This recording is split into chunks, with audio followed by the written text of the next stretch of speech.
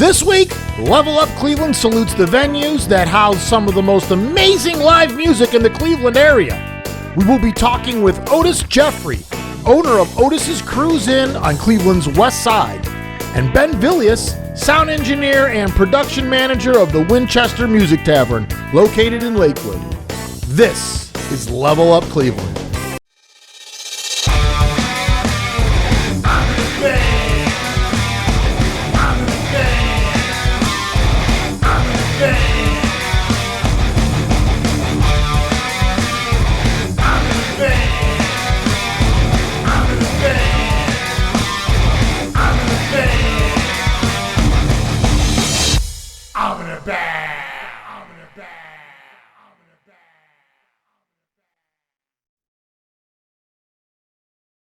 Hello, everybody, and welcome back to another episode of Level Up Cleveland. This week, we venture out from the studio, and we are here at Otis's Cruise Inn. Yeah. And we are sitting here with owner Otis Jeffrey. He's owned the place for about 5.5 years. Yeah. And he's doing live music here. Yeah. We thought we'd best get out here and start promoting some of the venues as well as the bands that we promote and try to get people out here to these venues. Much appreciated. Yeah, and I was talking to Otis here for a little while. Otis is also in a couple bands. He's also a musician.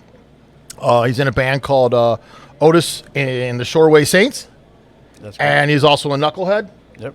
Used to be Knuckleheads, but they dropped the S. Thanks for letting us come out here and hang out with you today. Thanks to Ben Vilyus. Ben is the production manager at the Winchester Music Tavern. Yep. Thanks, Ben, for coming on. Hey, absolutely. We brought Ben on. We wanted to talk to him because he basically mixes all the shows at the Winchester. Basically, Do you do all the shows or most of the shows, basically? I mean, in the realm of 90-something%, yeah. Okay. So you're in charge of sound there. Mm-hmm. Do you record there also? Do you do any kind of recording out of there also? I do. Oftentimes, I give it to other, just a simple thumb drive or multi-track from the board that we have. And that just depends on what people want, if they request it. How were you doing the thing as far as the bands go here? You have jam nights and you have open mic nights type things also? Yeah, and then a couple band nights over the weekends too. It varies from night to night. I would like to have it both Friday and Saturday, but during the summer I kind of lay back a little bit because historically I've never done well in the summer. Oh, really? Yeah. So you're doing a jam night Monday night? Yeah. And Wednesday night? Yeah. Those are open mic nights, basically. Yeah, the open mic night, it's set up a little bit different. It's more of an acoustic thing. Oh. But Monday nights is electric jam night where they can come out and do anything, actually. And you guys are set up here? Is that how it is? Is your band set up here as the house band at the time? For the Blackouts, which is G.S. Harper, who's in the Knucklehead with me, he runs the jam night. Oh, okay. So there's everything's here, equipment's here and everything. Yeah, we have a back. You just got to bring a guitar. Yeah. If you play guitar, bring your bass. Guitar, bring your bass. And just plug in. You guys can play. How you've been doing that consistently though? It fell in my lap. They were at another place and it wasn't working out, and it's worked out for me. And it seems like Mondays are really cool because a lot of the who's who shows up because nobody's got a gig on Monday. Oh, yeah, right. That's true. It's a good day to do it, probably. Yeah.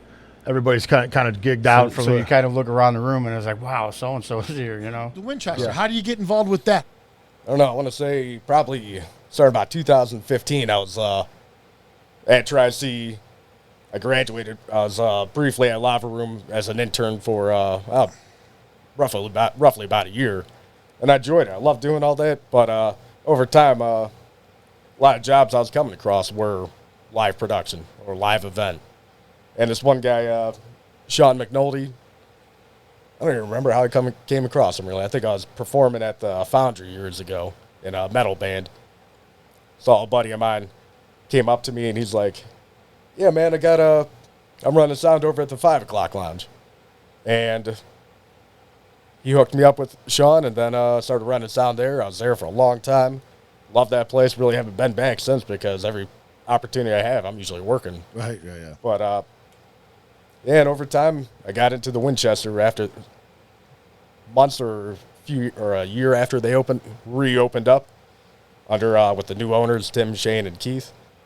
And I've been there ever since, I just kind of got further into it. And, I mean, I was really inclined to, I love the whole production, love the whole live event. And from getting someone a cable for power to doing all the emails, making sure we have everything, got a proper sound system, or, I mean, if somebody wanted to come in and record to an extent like this, that's what we're really. But that's what I'm. Entertainment was everything to me. Like you, if you're gonna do a bar and your bar's gonna be just like every other bar, you're just falling in. How do you Right. feel like you're gonna make any kind of separation from these other places? Exactly, and that's kind of how I feel. Like I felt like there's just been a decline of that for so long, and I don't have like a lot of good memories of my old man, but the good memories that I do have would we get a haircut on a Saturday afternoon. Yeah. And he'd take me to the bar with him, and all of his the friends or the neighborhood people were all, oh, is this your son? And they're giving me quarters for the pinball machine and buy me pop and don't tell your dad and whatever and buy so there's always another pop there. It's like Yeah, right. chips and whatever. And just people were really cool and just real accepting. The neighborhood knew each other. That's where I come from. And you kind of trying to bring that back here, Right. And this is And then add the music as a bonus. well, yeah, you know. that'll keep them here, right? Once Yeah. they're here, you get the music that'll keep them here. But this is a very much a neighborhood bar. I mean, Yeah. more so than I think a lot of other neighborhood bars. This is very much kind of in the neighborhood, Yeah. And so and these bars that are right down in here, and especially this one, I've been in this bar. I don't even know how many times through decades. Right. It's been different names, it's been different things, but this place has been here forever. It's like an icon. It's like a West Side, Right. So people, the last owners had it for like 13 years. yeah. I mean, Did they always have you do this right from the rip, or did you schlep for a while and have to work your way up the ladder a little bit? How'd that work out? Pretty much. I would a lot of comedy shows, a lot of drag shows, burlesque. What's that? What do you mean by drag burlesque? What's that? Explain what that's like. Well, I mean, you got drag, which will be like drag queens and everything, and they come in and usually it's a real simple show. They pretty much all they need is one microphone and a spot to plug their computer in, and They do the rest. oh yeah, I mean they come up with some crazy shit like they'll cut and edit songs, multiple songs, and sometimes it's not the smoothest, so I got to really ride that compressor limiter pretty heavy. But I mean, someone will go from a little whisper to like just shouting right. Oh, I see what you're saying. Yeah, the Yeah. levels. You can't. It's not very straight. The line. Absolutely. It's like this. But I mean, it's I started off with a couple 2-input shows. Then I went over time. I'm using damn near all 32, or I'm at least. That's how many inputs you have. It's the house PA is what it is, and so you got 32 inputs for Yep. the house PA. Yep. Did you ever use 32 inputs? What's the most inputs you've used? I know you never used 32, but what's the most inputs you ever used? I mean, I've had shows where I've needed to go beyond 32. What? So luckily, I mean, it's one bit. Is that like the drums need to be like 17 microphones for a drum set or something? Like, how do you get to 32? I mean, we've had 4 drums on that stage. 4 drum Oh, kits, no kidding. Oh yeah, it'll be drum kit in the middle, 2 off to the side, then someone has to set one up right in the middle. I mean, it's a big stage. Oh, I see. So these drum sets are set up for the bands, so you got to have them. The mic's ready. You can't. Absolutely. So you got to use. So you got 5 for this mic, 5 for that drum set. 5 for that drum set, and they're all ready to go. Absolutely, yeah. Holy shit! That never dawned on me. And it's all preparation. I mean, it's the more you do, I mean, I've failed a lot of times. this is the part that I just don't understand. And so in some aspects, that's why when I hear about bars closing, I wonder to myself sometimes, I'm like, is this just bad management catching up to these people, or is this really a problem from customers? I know it has died down. I know we were just out last night, and you can kind of tell the crowds are not what they used to be right now. And then even just some of the regular days, I used to have, quite a few people during the day, retirees and stuff, and half of them died, and the other half moved away. Oh, so And then the other one complained about the $3 beer. So, there it is. so there went my day everybody's shift. represented. And I can't find anybody to work the day shift because they don't make any money, and in a way, I can't blame them. Yeah, right. It makes things tough. So So what have you been doing for that? How do you counter that? I just open at 7, and I come in and I get my come in when there's a beer order Oh, and just handle it. I see. And then, but I can remember, like, things were trending upward prior to all that. Like, things were really good. The music was going good in here, everything. The Indians went on that little run where they were like, they won 23 games in a row or something. And this place was jamming every night for those Tribe games. Oh, It was ridiculous. So that was and that brought the whole place together. Yep. Like, brought this. Oh, the neighborhood people were loving it. Oh, and the wow. Cavs were sort of in the playoff mix a little bit around that time, too. So I mean, do you think it's just COVID in general that just scares people from going out? I think it did a little bit. I mean, but there's still a handful of people that are wearing masks. We just saw a guy riding a bicycle in the rain with a mask on. Yeah, I don't get that. What the hell's going on with that guy? Well, so when you're doing the sound, do you like when the band shows up? Do they come up to you? Do they talk to you? Do you have to work all of this stuff out? Do you have notes that you have to go over with them? Are there times where you have to signal things in? Are you in charge of that kind of thing? Like if there's sampling going on or any of that kind of thing, do you come involved in all that? Because I know, like, we had Rome on here, and Rome is one of the rappers from when Signal Flow did the whole rap thing down there, and his is all sampling and stuff. So I don't know how involved you guys are in like queuing samples and stuff like that. Not really. I mean, a lot of that stuff. They have their own people do? Is that what that is? Now, do you work with them? Do you ever have next to you like one of their people, and you guys got to kind of work in unison? To a lesser extent. Like, luckily, I mean, most of what I'm doing is I get the best quality signal I can, much like you guys are doing with these microphones. And, I mean, a lot of the time I just let it roll. It's kind of, I'm sure it has its ups and downs too, because it's probably rewarding at times, but it's probably very not rewarding at times. You know, even when you think everything went well, I'm sure there's times where someone afterwards is like, well, that was terrible. Blah, blah, blah. You're just like, no, actually it sounded really good. And they're like, oh, I thought it was terrible. I'm sure that happens also, right? Oh, yeah. I mean, my least favorite thing is when someone's, how's the sound out there? How's the sound out there? Can you hear me? Can you hear everything? It's like they want all the, I mean, they'll stop, they'll take these breaks in between shows and ask, can you hear the guitar? Can you hear the vocals? So they do that. They do that even though they know that you're there controlling all that. There's doubt, and there's like people that are still questioning everything all the time. It could be the first. More likely, it's the first time someone comes. Does this annoy you when this happens? Would you say this is annoying? Yeah. So that's why a bar like this, who's trying to put out live music, people got to get out here and see this stuff. They got to come out and see these bands. They don't suck. That's the other thing, right? I can't believe how many bands snub Cleveland and don't come here. Oh, I know. And how many bands there are in Cleveland that are better than the bands that are snubbing us that people just don't even go out and see. Prior to the pandemic, we were doing a lot of out-of-town people. Because my buddy GS, he actually is a night manager here as well, and he's in Knucklehead with me. He's been on the road before, and he knows a lot of people. So we were getting a lot of lower level talent that was, on their way up. Yeah. But as they were passing through Cleveland, they would get a gas money gig and come play for us. Oh. And it was doing well for a minute there, and then it did all right, like just after the pandemic, but kind of going into the summer, we started losing it, and it's a shame because a few of them were.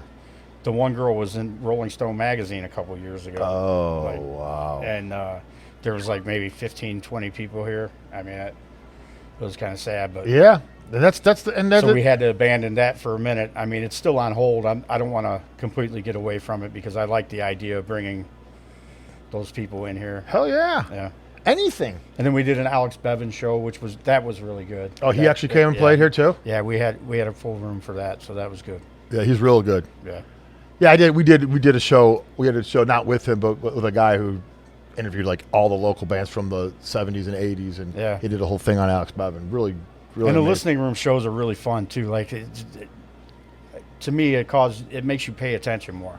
Yeah, it seems to be it's a little quieter, and everybody's like into what's going on, versus talking with themselves. You can do that during the break, Yeah, it's one more intimate type settings and stuff like that.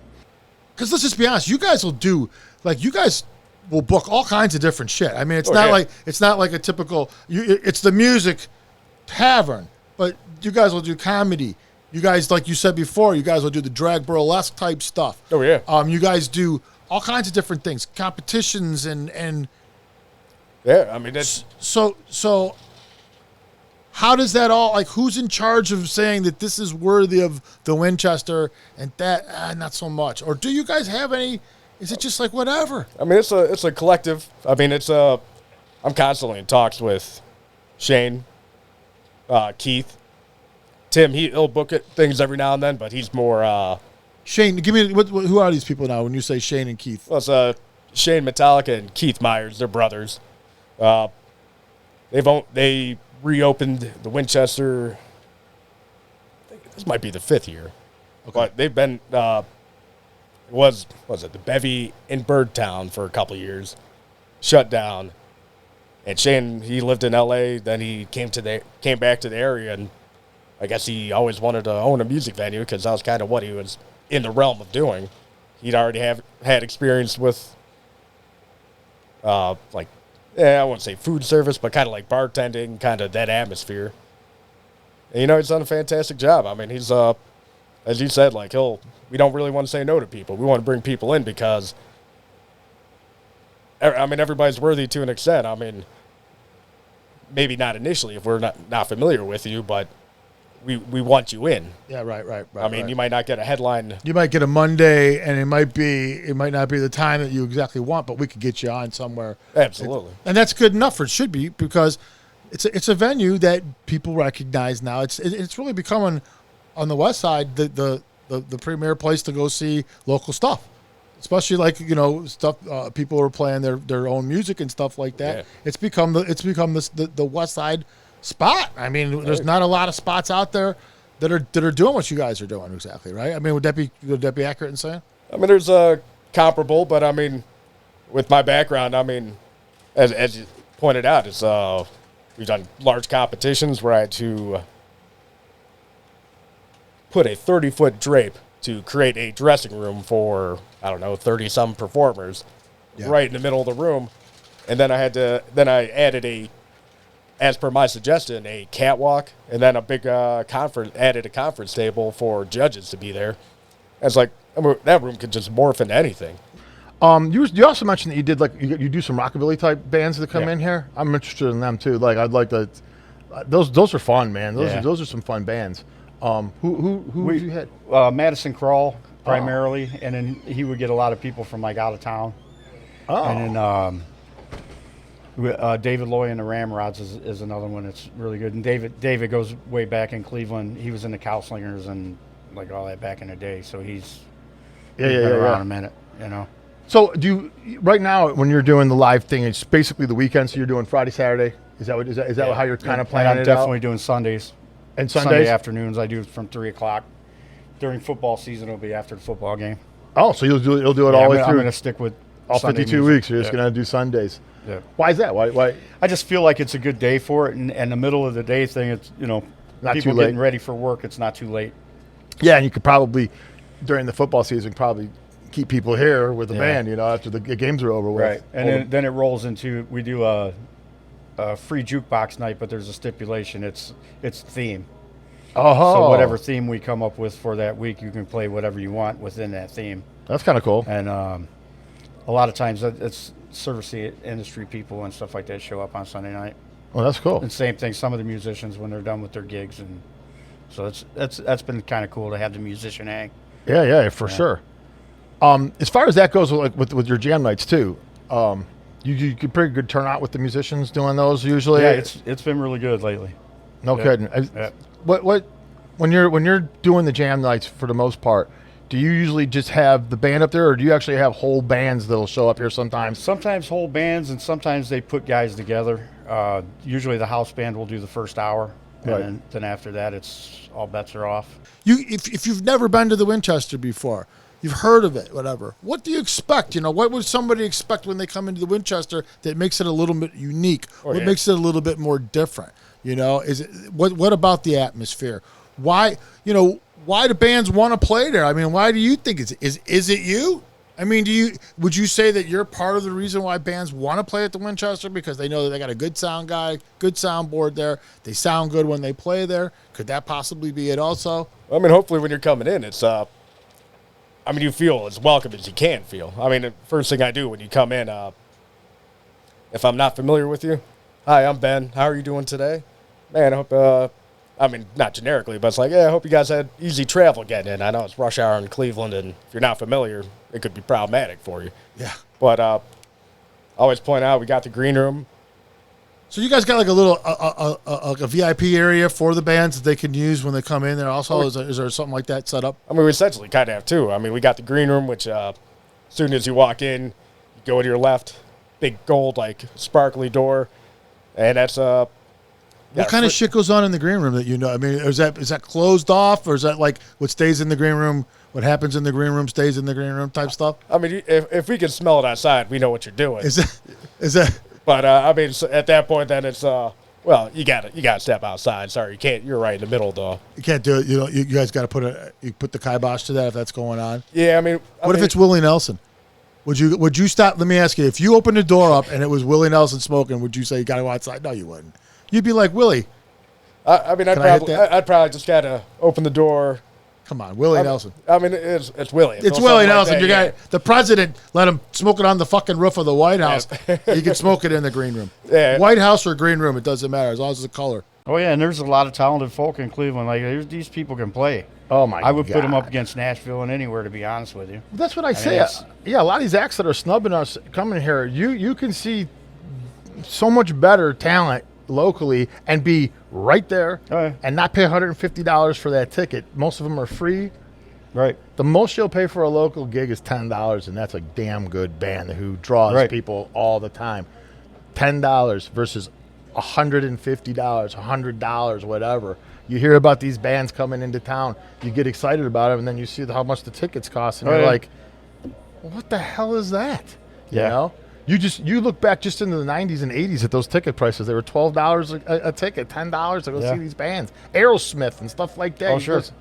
Can't do that no more. So $10 shows at Peabody's and stuff, and it'd be like Paul Rogers from Bad Company with Neil Schon back from Journey backing him up. Hell yeah, man. It was great stuff. And they did like Santana set, a Hendrix set, a Journey set. They did everything. Like it was. Yeah. I think it was a Muddy Waters tour. You saw that? That he was doing it like. That would have been a great. Put out an album of all Muddy Waters. That would have been a great show. Oh yeah, it was amazing. For $10. Only thing you had to do was put up with the sewer smell at the old Peabody's. Yeah, but I saw my first metal shows at the Peabody's when I was in the metal scene. I saw King Diamond and Megadeth. Some of that was part of it. Man, I loved it, man. That was a great place. Are there perks to this job? I mean, like, are you just so into the whole sound aspect of this? Is like tunnel vision, and you're just like, you know what, this is what I do, and you don't pay attention. I mean, that's pretty much that's kind of my role. I mean, I let you do what you do. I got you. And that's that's what I enjoy. That's kind of like the I'm not kicking with bands. I mean, someone's smoking a joint outside. I mean, you're like, yeah, I'll take a hit maybe. But I mean, it's the green room. I kind of leave that up to everyone else. It's that's your room for the night. As I said, it's like as long as it's not really affecting, because I mean, we still got a functioning restaurant up front. So yeah, right. Food too. Last thing you want is whole bunch of smoke like billowing out that way. Well, that kind of smoke might be good for business. Yeah, I think so. I mean, Ohio's not too far away, I hope. Well, I'm just saying, you get the munchies are not far behind. So is there anybody you've been kind of starstruck by as far as they come in and you're like, holy shit, dude? Like, did you ever get to that? Does that ever happen to you where you're just like, man, dude, I listened to you. What the hell? This is so bizarre. I mean, I'd say, because I also worked at Jacob's Pavilion. I learned to love the band Widespread Panic from seeing them up there. Oh. I grew up loving Jane's Addiction. They'd perform up there once or twice. But probably, I don't know. I mean, I'm not really fascinated by a celebrity. I enjoy what you're doing. But, I mean, if you're a celebrity. So you're not starstruck very easily. Yeah, I mean, I was in the dressing room with Jack White. Really? Because they got a collection of green rooms out there, or behind, right next to the stage. And I'd go in and, hey, Ben, we need you to create a doorstop. I'm like, okay, well, we don't have like a little triangular piece of wood that we could just put under there. So I had to take a bunch of gaff tape and make some makeshift awful doorstop just for it to be open for some reason. And Jack White's like 5-6 feet right behind me, just kind of waiting for me to go.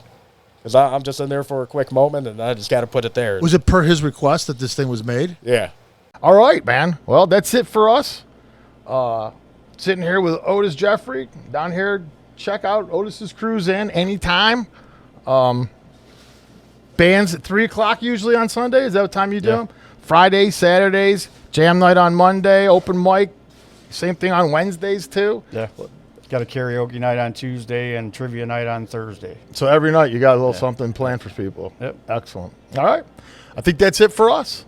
Go to the Winchester and go check out Ben if you go there. At least say hi to the guy and acknowledge him and tell him, hey, man, thanks for running the sound because it sounds great. And but, yeah, thanks, Ben, for coming down. Yeah, I absolutely. appreciate it, man. And so, yeah, that's it from us at Level Up Cleveland. Till next week, adios. That'll be fine.